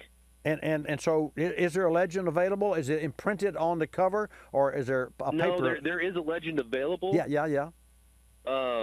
And it's in the car, and I'm in a different vehicle. And okay, I know, but to go forward, I'm trying to help you go forward. You have to find. There is. Okay. Then you have to determine what fuse is being blown and why. It is possible that that could be a neutral safety switch. Let's see. Hold on. Had to cough there. It is possible that you could have, just possible, that could be a circuit for the backup lights, and that backup lights are on the neutral safety switch circuit, and so is the neutral safety switch, so the power. But the bottom line is, it still doesn't get any power until you shift a gear or you go to the crank mode. So I think that you have a starter issue, and you just happen to have found a circuit that's blowing fuses, and in my experience, I don't think they're connected. Great. Well, it does. More fun stuff to dig into. I know. When you said great, I knew what you were reading. Great. Now I got two problems. Yeah, you know what? Great, but you do have. I could be wrong. I mean, I hope I'm wrong, but probably not, because the starting circuit is in and of itself, and there's a lot of things in cars that could go wrong, but they kind of put the starter circuit on itself so that whenever you can pop a fuse to the left headlight or the right headlight or the air conditioner or the fan or the yada, yada, yada, but you got to crank the car and get home. So cranking and get home is important in cars, and so I believe, fully believe that you're going to find a starter issue. All right. All right. Well, all right. Looks like I have a fun weekend. Yeah, you do. But Sean, well, before I let you go, do go back and look at the legend and see where that fuse is popped, because it's just possible that that fuse feeds a circuit that could be adjacent to the starter wire and burn the starter wire. So fix what you know is wrong first, unless it's a radio fuse, and who cares? You see where I'm going? Yeah, I do. Okay, yeah. All right, do that. Call me next week, if you're still, and if you find another fuse. Hey, I wish you the best, man. Okay? Thank you, sir. I appreciate it. You're welcome. 888-227-2546. Bobby Likis Car Clinic is brought to you in part today by Optima Batteries, folks. And we were talking about electronics and electrical fuses. The Optima battery features 99.99% pure lead, which is what makes it work. Optimal batteries will last up to 3 times longer than traditional flooded batteries. Why? Because Optimal Batteries is the ultimate power source. You can learn more about the Optima at optimabatteries.com. Take a call from John. John, welcome to Bobby Likis Car Clinic from the state of Florida. Hey, Bobby. Good morning. I appreciate you taking my call. Thank you, sir. What can I do for you? I have an 02 F-150, and I was experiencing a vibration in the wheel that I felt between 35 and 45 miles an hour.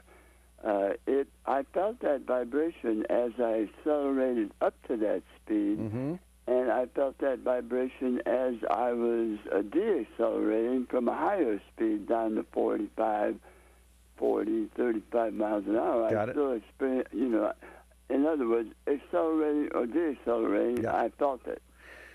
I took that car or that truck to somebody I consider in town to be, like the premier front-end people or tire people, in town.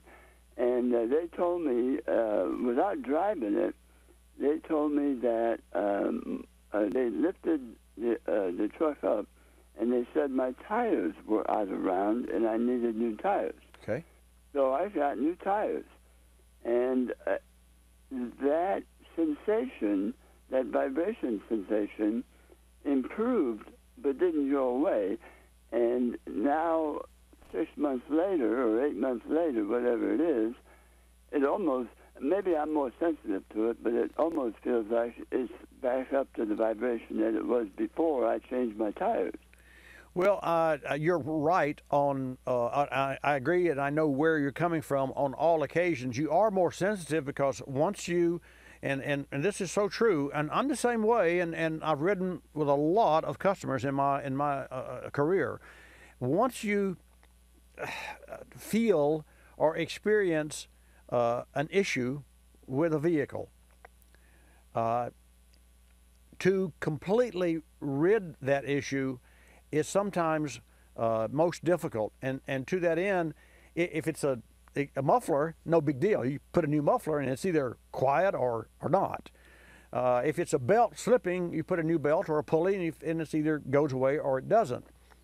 When it comes to ride quality, that's a whole story, and I'll tell you the rest of that story when I come back. John, you stay there. Then we got Rick and Terry and your calls. Yeah, don't forget your call at 888-227-2546.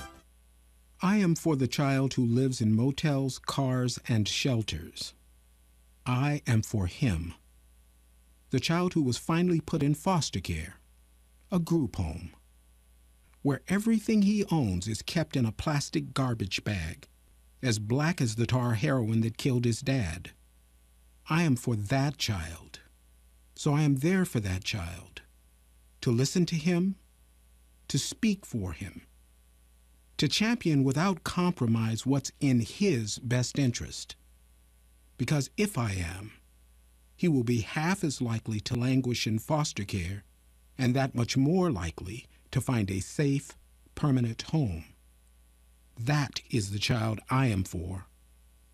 I am a court-appointed special advocate volunteer. I am you. Lift up a child's voice, a child's life. Get involved at casaforchildren.org.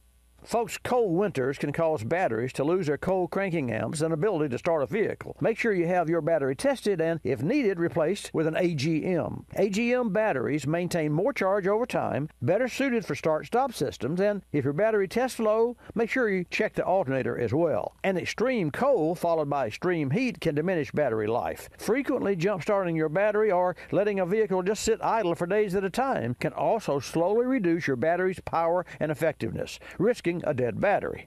The Bosch S6 high-performance AGM battery is more resilient to the constant demands of start-stop systems and vehicles with high electronic demands. If you're like me, always charging multiple devices, listening to the radio, enjoying all the technology and electronics in your vehicle, upgrading your battery to a Bosch AGM unit is a must-do to keep your vehicle running at its best and ensure you have battery power, always.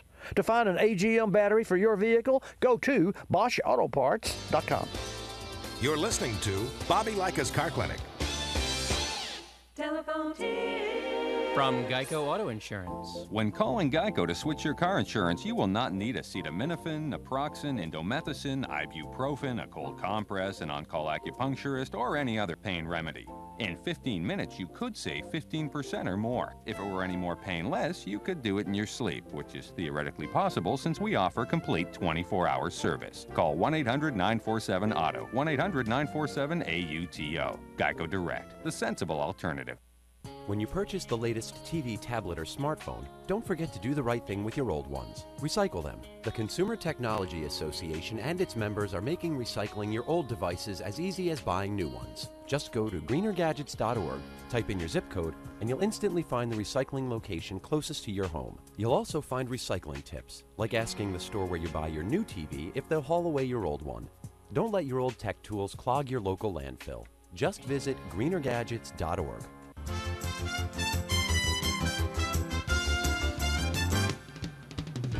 And now back to Bobby Likis Car Clinic and your host, Bobby Likis. And welcome back to this segment of Bobby Likis Car Clinic. Hannah will take your calls at 888 Car Clinic and put you in the queue, and I will put you on the air. Let's go back to John, and John has an F-150, 02 F-150 that has a vibration of about 30 to 45 miles per hour. So, John, without repeating the history, we know you put tires on the vehicle. We know that helped it. We also believe that it didn't cure it. And now that you've put 6 months of time and mileage on those new tires, because you remember what it was like, you feel like that it's going back to where it was before. So you still have this 35 mile per hour, 45 mile per hour vibration that occurs going through that phase and up, and also through that phase coming down from the road speed. That's a sort of a synopsis, right? Yes, sir. Okay. You know, one thing, Bobby, you know, I believe that new tires were my problem.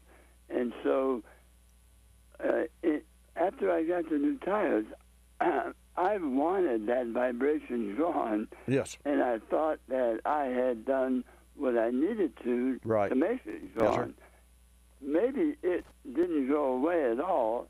It's just that I wanted it to be gone. Yes, sir. And now, 6 months later, you know, maybe I'm just, like I said earlier, it's possible I'm just more sensitive to it, or I'm just more frustrated with it. Well, or both. I mean, I think, yeah, I agree with you. And without a long conversation, I replaced the factory tires on my car with what came from the factory because they were the quietest tire that I've ever heard. And it may be the car, okay, because it's certainly a luxury car. So it may be the car, but after driving other of my customers' and clients' cars with a different brand, I decided to go back with the tire that I had. the challenge that I have with the tires that so at 24,000 I put a set on, and then at 48,000 I just put my second set, which is the third set the cars had on it. The first 2 tires I put on, and I talked about this a month or 2 ago, were out of round. I sent them back and got another set. Unfortunately, the tires that were sent to me replacement were made the same week and date, and that was 22/16, the 22nd week of 2016. So those tires were made the same date as the first 2 front tires that I bought, and lo and behold, they're better, but only after I drive for a while, because these tires take a set and they're out of round. My challenge is I don't drive them but 5 miles to the office, to the studio every day, 3.9 actually. And so I said all that to say that I would not buy this brand of tire again. But having said that, the car is so quiet that it's a personal challenge to experiment with $1,200 for another set of quiet tires, and ultimately I can put up with the cold, odd drive away because they do smooth out after 8-10 miles. So having said that, what I recommend for you to do, John, is to take somebody else for a ride with you and get a second opinion so that you can separate your feelings and your heartburn and your experience with somebody that's totally out of the equation and has a different perspective. Does that make sense?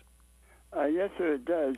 However, let me just add this. Okay. I noticed that when I'm in the truck alone,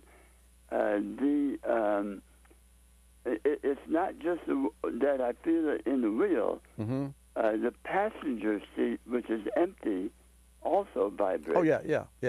So it's not my imagination. No. I agree. Feeling something in the wheel that doesn't belong there. I agree, but it has been my experience that every pickup truck has a sweet spot where it will vibrate, and to that end, years ago, we used to put a heavy weight on the back of a pickup truck. That was even mine. I almost can think back to when this began. I know that there was a time when it didn't vibrate. Yes, sir. And you're talking about tires. The tires that I replaced were one brand, and I replaced them with another brand. Mm-hmm. So not only were they manufactured at different times of the they're different makes. The decade. One was manufactured maybe in 02 or 06. And the tires I put on it were manufactured in 15 or 16. I got you. So not only different manufacturers, but a decade in between. Yes, sir. Manufacturers. Well, to that end, NHV, noise, harshness, and vibration, is a major issue, just like MPG and emissions with car makers. NHV. And there are books and repair manuals and technical service bulletins. There's one bulletin that's like 20 pages long on my car where you have to drive it 20 miles if you're under warranty and you're trying to satisfy a customer. It says drive the vehicle 20 miles and then come back and do this test, do that test. It is a huge, and I could go on further, I won't, but just to tell you that I forced the manufacturer because I wouldn't go away to replace the drive shaft in my car because it had a vibration of 68 miles an hour. Still has the vibration. It helped it, but it's not fixed, and I actually firmly believe it's in the engine. Do you believe that it's possible that my drive shaft is out of balance? Sure, yeah, but there again, and we have to move on. There again, John, you have to find a local shop that has the expertise, the wish, the time, the desire, without breaking the bank, to at least invest in a solid 2 hours of their time. So find you the specialist and pay them for 2 hours and tell them you want a run out of the drive shaft. run out. They'll know what, if they don't know what run out is, go someplace else. That's a true condition of the turning radius elongated or not is perfect. There's no such thing as perfect of the drive shaft. That's the first thing you want to do. Check the tail shaft bushing, like we had a call early on about a extension housing bushing. Then check the tail shaft bushing and make sure that's okay. And check the U-joints, make sure those are okay. And then from there, it goes everything that turns, including every wheel, every axle, every flange. You've just taken on a big project, and just us talking about it will give our listeners some idea of just how in-depth some of this goes in the automotive service and repair. John, I wish you well. Have to move on now to New York. Rick, welcome to Bobby Likis Car Clinic. Thank you so much for holding. Yeah, no problem. Can you hear me? I can, thank you. Okay. I'm at an age where I'm getting ready to retire in a few years, and I love to camp, so does my wife, and we go to campgrounds. At any rate, we're thinking about buying a smaller trailer, which would be gross vehicle weight towing would be about 4,000 to 4,200 pounds. I'd like to go to a smaller truck, get better gas mileage. I've got a Dodge with a 5.7, it's 2,500, and it doesn't get that great a gas mileage, but it sure does pull. At any rate, what I'm looking at is a Canyon or a Colorado. It's got the 3.6 engine in it, and you have to get the heavy-duty trailer and package, rear axle 342. The mechanics that I talked to, some of them, not all of them, would say that I'll be sorely disappointed when I get out west traveling, because we'd like to do some traveling. My son lives out in Colorado. I need your advice on that, too, and get a recommendation. Should I go to a half-ton? That's what they're saying, or go to this smaller Canyon in Colorado? Will I be disappointed with a smaller pickup? I think that I agree with the technicians. I think you would be disappointed in a smaller pickup, only because the smaller the vehicle on the highway, the reduction in comfort. And I say that from experience, having driven a smart car and owning a smart car. That's the epitome of the small. It is not a highway car. For me, for my nickel, and I have no allegiance or connections, financial connections to any, but I will tell you, for my nickel, I would buy an aluminum Ford F-150 EcoBoost V6 twin turbo, and I would put a tuner kit on it, and that would solve the problem. End of conversation. And I like, we do a lot of interviews with GM execs. I've been to the plants in Detroit, and I can tell you they make great vehicles. But for my nickel, an F-150 aluminum Ford truck, number one, weighs 700 pounds less than its predecessor, so you automatically get increased MPG. The EcoBoost engine, which has twin turbo, has proven its worth and its stability and its longevity. And then, of course, the Super Chips and the Diablo Sports tune kit puts up to 115 horsepower on the EcoBoost. It's just unheard of. Now, that's under wide open throttle. We're not talking about that. But that's what I would, and then you would be done. And I would buy a 4-door vehicle. I would get a short wheel bed, and I would not, I don't know that I'd look at the trailer towing package, Rick, and here's the bottom line.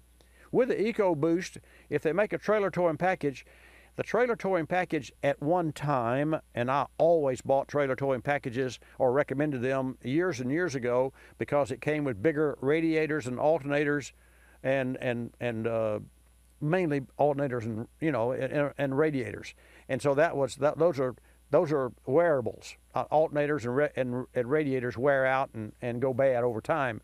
So if you got a bigger one, it's almost indestructible. I mean, to a point.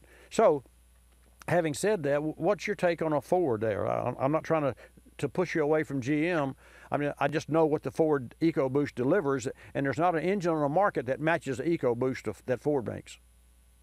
No, I like Fords. The only thing I have against Fords here lately, and maybe the aluminum part would make the difference, but they rust out around the wheel wells terrible up in the North Country here. We're in the Adirondacks, or in the foothills of the Adirondacks, and a lot of salt and snow. So that I see happens a lot. But I guess in this area, it happens on all trucks, Dodges, Ford, Chevy, the whole works. But it really is disappointing when you see 3-4 years down the road and start to see a rust bubble. Well, Rick, let me, I've got one more comment, and then Terry's on the line, but I'm going to come back to you, Rick, so stay there. And folks, don't touch the dial. Your call at 888 Car Clinic when I come back. Car repairs get expensive, and most of us don't have spare money for them. When a heater core starts to fail, it can be costly depending on location. Maybe $1,000 even. When a heater core leaks, it usually comes on gradually with a smell of coolant and a film on the glass that keeps returning. Common leaks are the glued seals on the plastic tanks. This represents a perfect opportunity to use K-Seal, as it can be poured into the cooling system and driven right away. And K-Seal remains in the system, so it can prevent future leaks as well. We recently used K-Seal on a Honda to stop a heater core leak. We never experienced the smell of coolant, but we had to regularly clean the inside windshield glass to remove that film. It doesn't take more than a few drops from a leaking heater core to cause an unsafe film on the glass. After using K-Seal, it stopped. Find K-Seal at automotive retailers everywhere and get more information at kseal.com. That's kseal.com. You're listening to Bobby Likis Car Clinic. More than 1 million wild animals are killed each year illegally. Poaching is a major threat to our country's wildlife. I'm Tom Barry. I'm an actor with a desire to preserve living space for wildlife. The Humane Society Wildlife Land Trust does just that. Works with private landowners to protect wildlife, to preserve natural habitats. To learn more or to work with the Humane Society Wildlife Land Trust, call 800-729-SAVE. That's 800-729-SAVE, or visit wildlifelandtrust.org. Thank you. Did you know 26 million Americans have kidney disease and most don't know it? The day I was diagnosed, I didn't know what to do. I called the National Kidney Foundation, and the young lady who answered stayed on the phone with me and walked me through step by step. She too was surviving kidney disease. And she showed me there could be life after kidney disease. Visit the National Kidney Foundation at kidney.org. Now you know. We're a land of cynics. We don't believe anything anymore. You know why? Because we've been told we've won $1 million, that it's new and improved, that it slices and dices, that our favorite singer is still alive, that we'll be prosecuted if we cut off the tags, and of course that everything is backed with a 100% money-back guarantee. So when we hear the words customer service, we don't believe it. Travelocity isn't surprised if you're a little skeptical when they say they have excellent customer service, and that there's actually a pleasant face behind this website, a living, breathing person with a supercharged computer full of answers. Someone who's willing to help when you get lost, and most of all, someone that will actually pick up the phone when you call with a question or a concern. Customer service is just another example of how Travelocity puts you in control of travel. Chances are you'll never have to use it, but it's good to know it'll be there if you need it. Travelocity.com. Go virtually anywhere.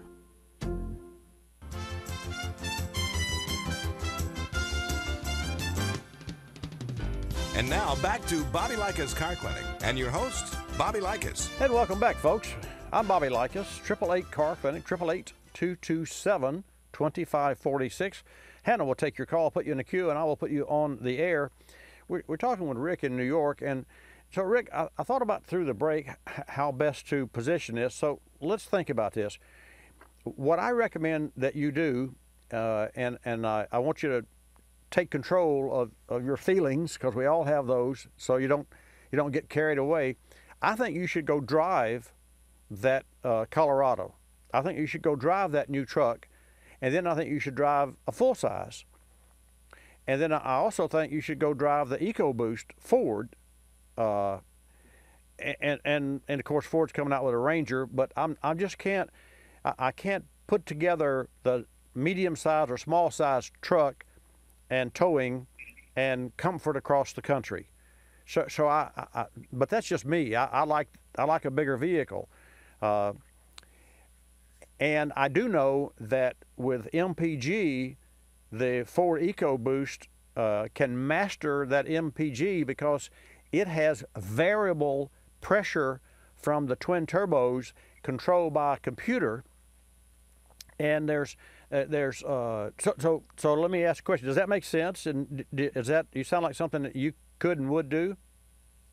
Yes, that makes good sense, and I'm kind of convinced already the half-ton pickup would be the better, and this 150 sounds good. What do you think of undercoating? Is it worth the money or not?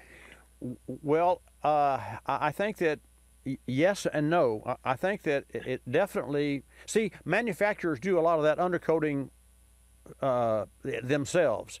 I mean, the panels are guaranteed, I don't know, 10 years. I'm not sure. You can check and see online what the rust and corrosion factor. But the rust and corrosion today is not as severe as it was, 20 years ago. Having said that, I don't live in New York. I live in Florida, and I don't live on the beach in Florida, so my car never even sees the sand.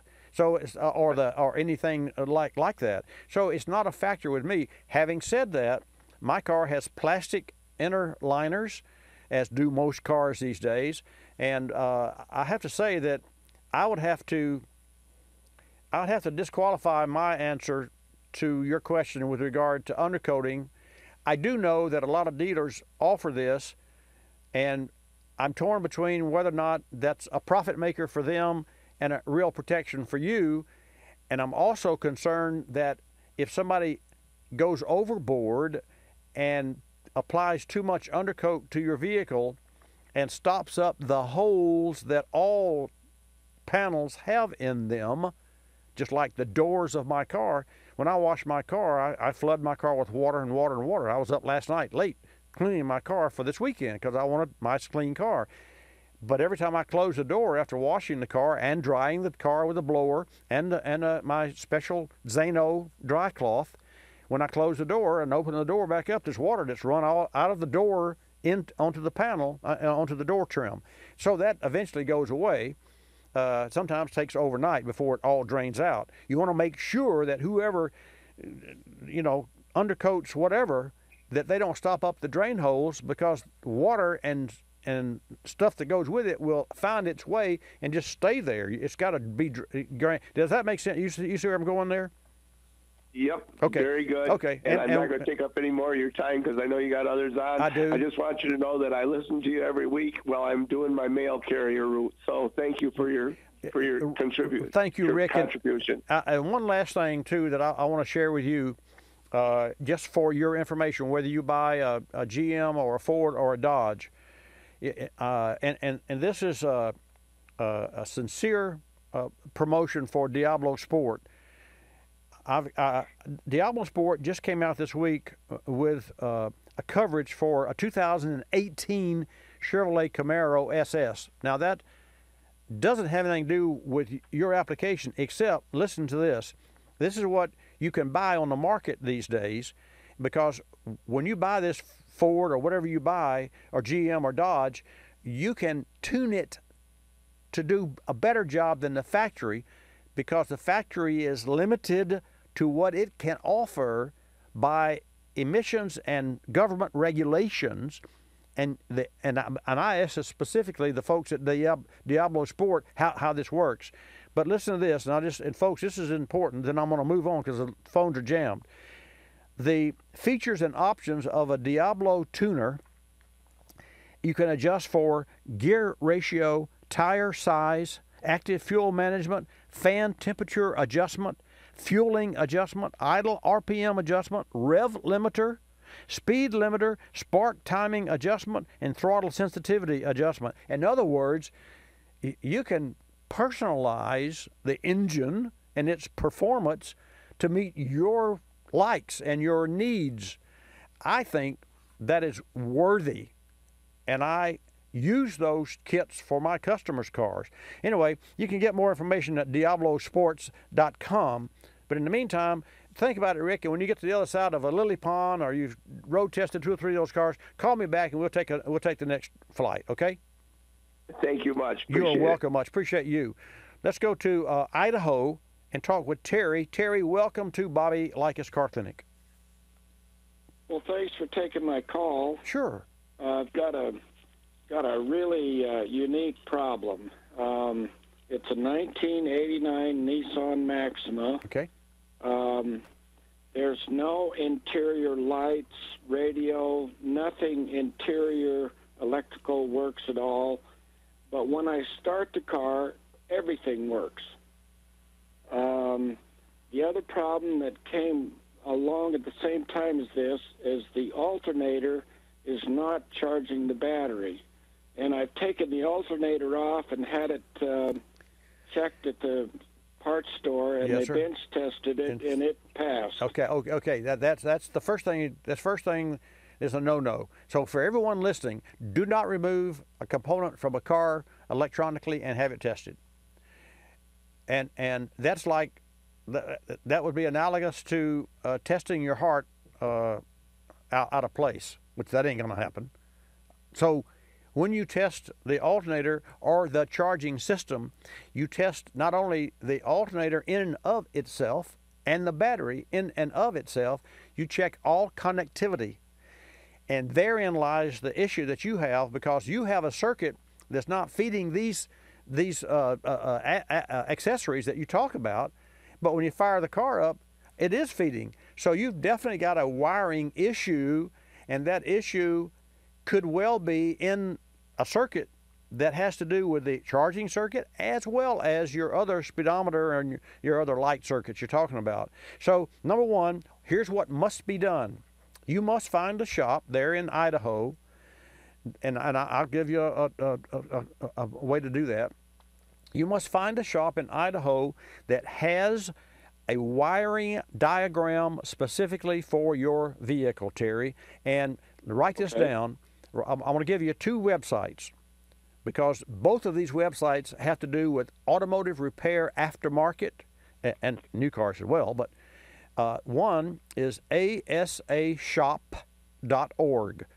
ASA is to the that's Automotive Service Association. It is to the automotive service industry what AMA is to the medical association. Okay, so asashop.org, and then the other one is alldata.com, and AllData is a provider of technical service bulletins, wiring diagrams, and just this week I got a bulletin from AllData saying not only do we have the original equipment wiring diagrams, we have color coded. So if you got 15 pages or 30 pages of wiring diagram, and you're trying to go from one little line, and that's what they are, lines on a 1,000 lines on a page, and you're trying to fix them up next to another page, it sure is great to have a green going to a green and a red going to a red. Otherwise, you got to look for 5,000 or 500 or 50 black lines, and you got to go back and backtrace to find the number, and then go forward on the other page to find the number where that's. So anyway, it's a lot better. So alldata.com, asashop.com. You call a shop that's put into your house, and you call a shop and say, do you have wiring diagrams for an 89 Nissan Maxima LE or LX or whatever your car is specifically? And if they say, well, no, but we have an overall, that's not good enough. It's got to be specifically for your car. And then you take your car in and agree. You got it? Okay. Got it. All right. Thank you. We'll take another call from Dave. And Dave, I can't wait to hear what Dave from Oregon has to say about downsizing, towing vehicles. I'm all ears, Dave. Welcome to Bobby Likis Car Clinic from Oregon.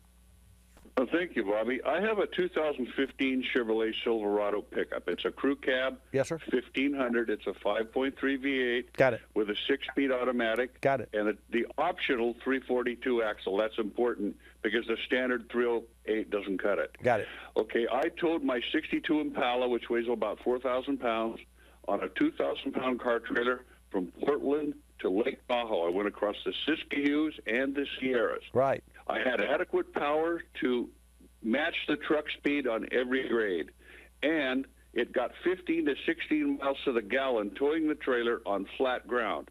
Now, in the mountains, it was down to about 11. Sure. Now, that truck will get 22 miles to the gallon on the highway empty.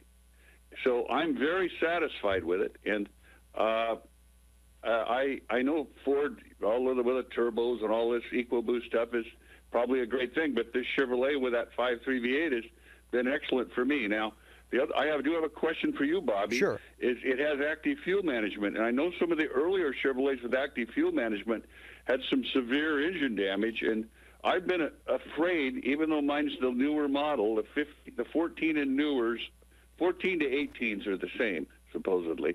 Anyway, I took and put a range device in it that plugs into the test thing under the dash, and it blocks out the AFM and runs on 8 cylinders all the time. Yes. And the dealer, when you take it in for warranty work, you pull it out, and they don't even know it was there. Yeah, I hear you. Well, to that end, Should I have done that? Oh yeah, absolutely. It's great.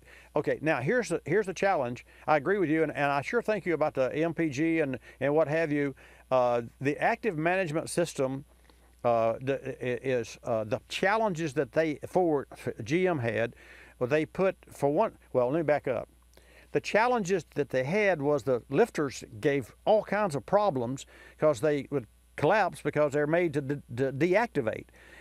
They put a filter in the oil galley, in the aorta, that feeds the oil to the lifter galley in the back of the engine behind the oil cinder unit.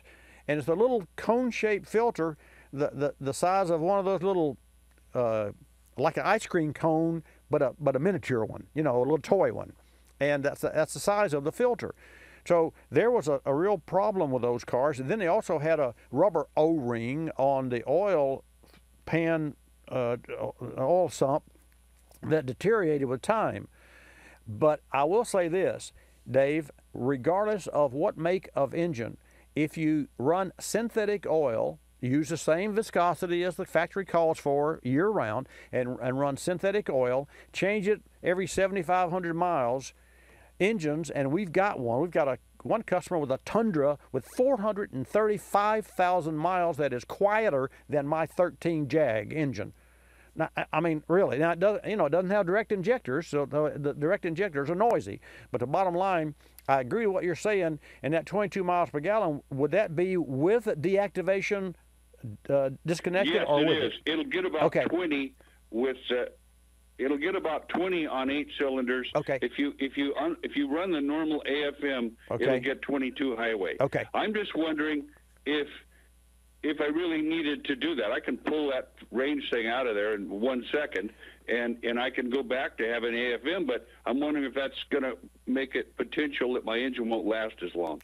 I change my oil every 4,000 to 5,000 miles using Mobil 1 0W20 Zexos oil. And because I'm like you, I'm afraid. I think oil's cheaper than metal. Yes, I won't run long oil. I say you continue what you're doing. How many before I let you go? How many miles on your truck? 26,000. Oh well, you got another 100 before we can have another conversation. I mean, but I say continue what you're doing. But I would not be concerned with running the AFM, active fuel management. I would not be concerned with that at all, as long as I didn't feel it. I mean, but if I felt it, coming and going, up a little grade and it kicks in, I'd probably then stick the default back in it. It's seamless. I don't even know it's there. I know. The truck drives beautifully. Well, I mean, it doesn't matter whether you got active fuel management working or not. It drives the same. I have to say I would use the active fuel management because just the fact that you got a truck getting 22 miles per gallon and you just sit around the campfire and somebody says, oh, truck gets 10 miles a gallon. Well, mine doesn't. So I like That's what it's rated at, and that's what it'll get at 60 miles an hour and cruise control. Hey, it'll get it. You may continue doing what you're doing, but you will not shorten the life of that vehicle by using the active fuel management. And if you keep the oil clean. Okay, thanks, Bobby. Thank you. Appreciate you. We are out of time. I know that John with an F-350 has engine issues, and Bob with a Chrysler Town & Country. I will ask John and Bob to please call me back next week. I don't want to get started on a call and have to close you off. So every Saturday from 10 till noon, Bobby Likis Car Clinic comes to you Eastern Time on your favorite AM, FM station, and also at watchbobbylive.com. And hey, you folks with KKLS, in Rapid City, South Dakota, let me hear from you. A special shout out to KKLS General Manager Marianne Whittle and to the Rockin' Program Director Brad Anderson. He's a cool guy. I'm going to get on their air is what I'm going to do. and I want you to get on my air next Saturday, 10 till noon Eastern Time. Why? I'm Bobby Likis. Likis? You know the story. See you, folks. This is Bobby Likis Car Clinic. Bobby Likis Car Clinic is a copyrighted presentation of Car Clinic Productions Incorporated and may not be reproduced or rebroadcast without the express written approval of Car Clinic Productions Incorporated.